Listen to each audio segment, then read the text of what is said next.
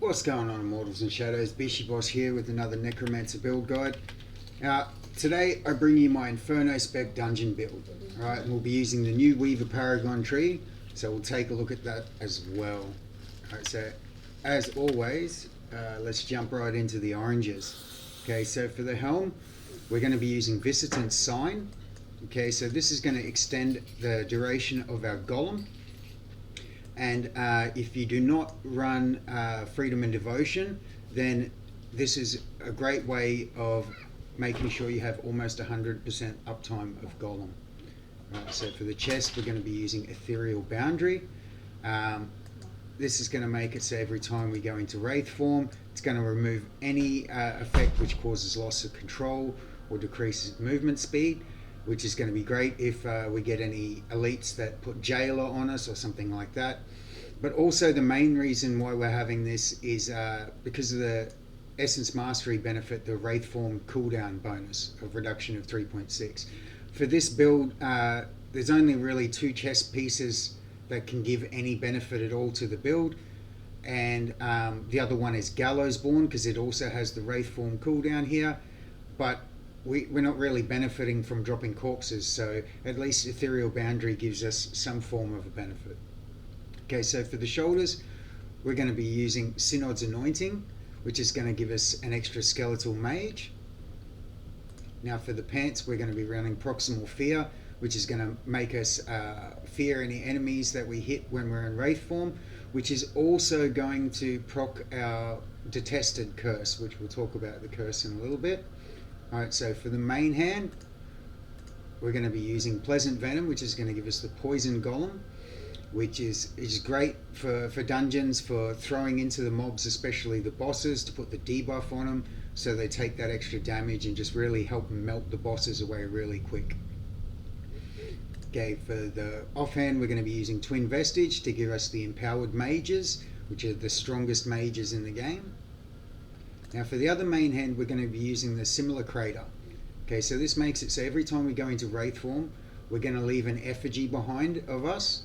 I find this is really helpful, say like in MKB, when you've got the gargoyles and stuff like that who really hit hard. So when they're about to attack you, you go into Wraith form, puts the effigy, you'll see the gargoyles will get a little exclamation mark above their head. They'll target that instead of you. It's I really like it. And also for like things like the rapids, when you're getting up to the raft, throw your minions at the enemies, hit Wraith form, leaves the effigy, you can fear them up and then go down and open the raft without anyone bothering you. Nice and easy.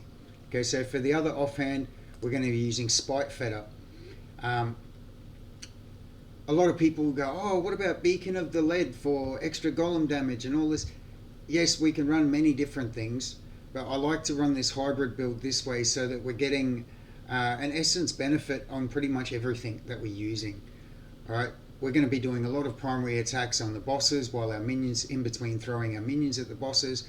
So this way then, this adds a burning to our Soulfire. So Soulfire now has a 25% chance to explode on hit, dealing damage to nearby enemies and causing them to burn. Okay, now with the gem setup that I'm running as well, I'm running the Pain class. Okay, so this will also activate Pain class. I'm also running Seeping Bile, which will activate Pain class as well, but just telling you why the tie-in like that. Okay, so now for the greens. Alright, I'm running a 4 pieces Shepherd, and I'm running 2 pieces Windloft. Okay, so I mean, now why am I running 2 pieces Windloft? For the extra speed in the dungeons. I like to move quick. I play with a lot of people that like to run dungeons quite fast. And I mean, who wants to spend more time in a dungeon than they really need to, right? However, if your groups that you run with are not so fast, or maybe you just prefer extra DPS over movement speed, which, I mean, there's nothing wrong with that, then I would go for the 6 pieces Shepherd. I think that's ideal in that circumstance. Look, I've tested Shalbus. Yes, it does increase the damage from your minions and stuff, but I feel the 6-piece Shepherd bonus, the damage you get from enraging your minions like that, outweighs what Shalbus gives you. Alright, so let's talk about curses and invocations. I see I'm running a 4-piece detested. I like this curse. I mean, if you watch any of my videos, you know I'm in love with this curse. I use it all the time. And we can kind of target drop it on monsters as well with our Wraith form.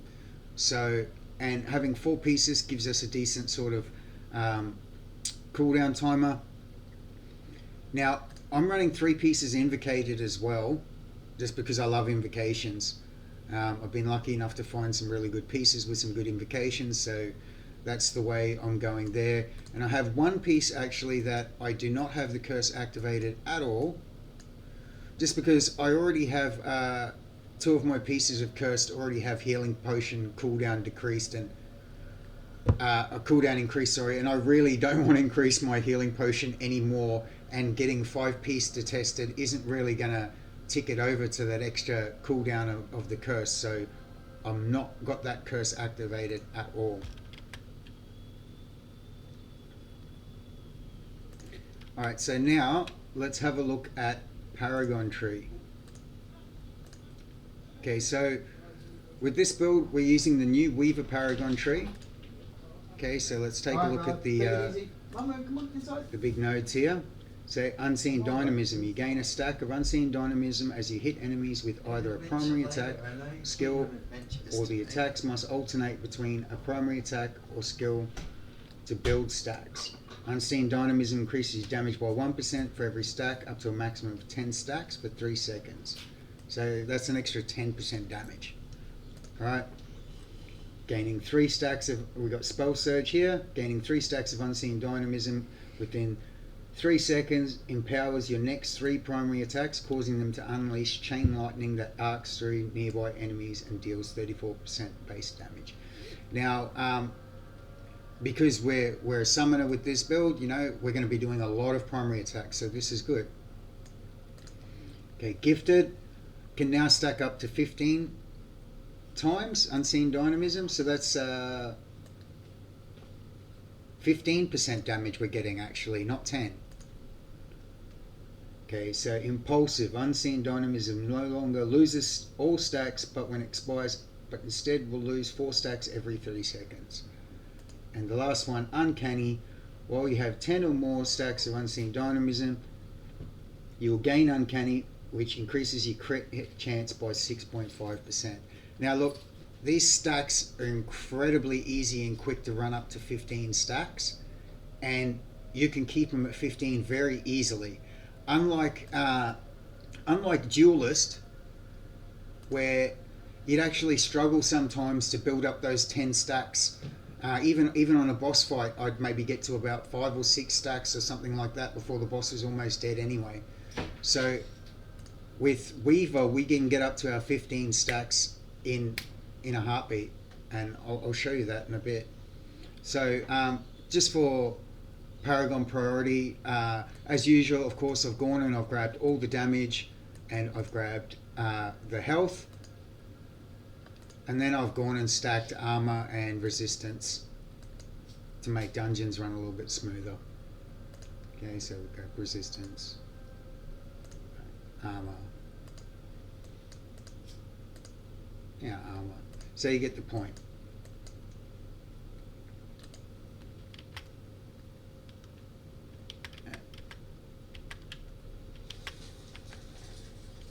Sorry about that.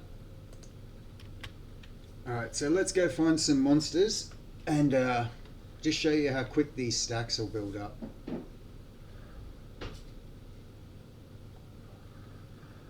Okay, look, 3, 5, 6, 7, 10, 12, 13. We're already at 15 stacks.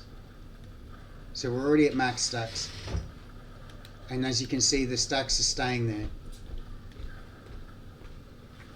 So that's an extra 15% damage that you're just able to add instantly. And look, it's dropped to 11, 13, 14, back to 15 again. Right, so compared with Duelist, where it can take a while to get those 10 stacks, I mean, these 15 stacks are up instantly. It's a great Paragon tree. I'm loving using it in dungeons. And yeah, I think give it a shot. You'll really like it. All right, so just one little tip, guys, that's going to help you in dungeons as well. Make sure you start your dungeon with your command stance active, so that especially dungeons that you have a bit of a run and stuff like that, like Caverns of Echoes, Pit of Anguish, almost all of them really. When you enter the dungeon, you've got that changing over to agility stance, and you get that instant dash, and then you can go into your wraith form, and it's just a nice bit of extra speed at the beginning. And also you'll have time then for your stance cooldown to run out, and then just as you get to the boss, when you start the boss fight, swap back over to command stance to empower your minions and get that extra damage from your minions there. So that's it for the build today, guys. I hope you liked it. As always, like if you found any of this information helpful or anything, like, comment, subscribe, all that sort of stuff. And I'll leave you with a bit of dungeon footage, eh? Peace out, everyone. So for demo, we're going to run a solo rapids run. We're in Inferno, so let's go. Okay, so remember we want to start in command stance, so we get that early boost of swapping into agility. We're going to start off straight by going into wraith form. Alright, then we come up to this next pack. We're going to swap to agility to go straight through them. Alright, back into wraith form again.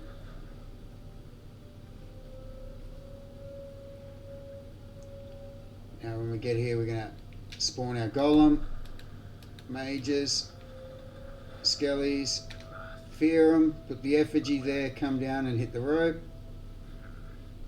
Boom, easy done, on the raft. Happy days. Nobody wants to watch the boring raft, so let's just fast forward to the how about we fast forward to the bridge, eh? Just like magic, we're at the bridge.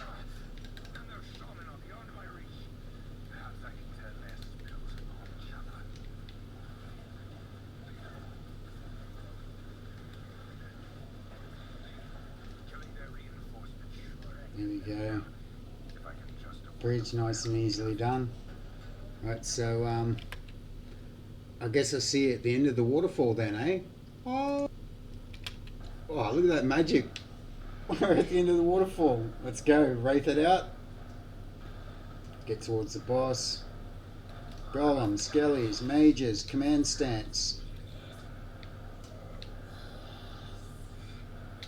Wraith. Fear up all those little minions. You see the curse detested going down on the ground, putting the armor debuff on everyone there. Let's pop our ultimate.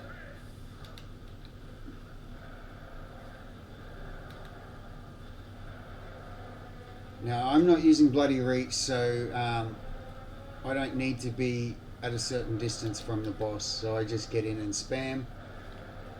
As soon as those abilities come up, guys, just keep dropping them. There we go. Look at that. No greens. What a surprise, huh? What a surprise. Hope you enjoyed that, eh? See ya.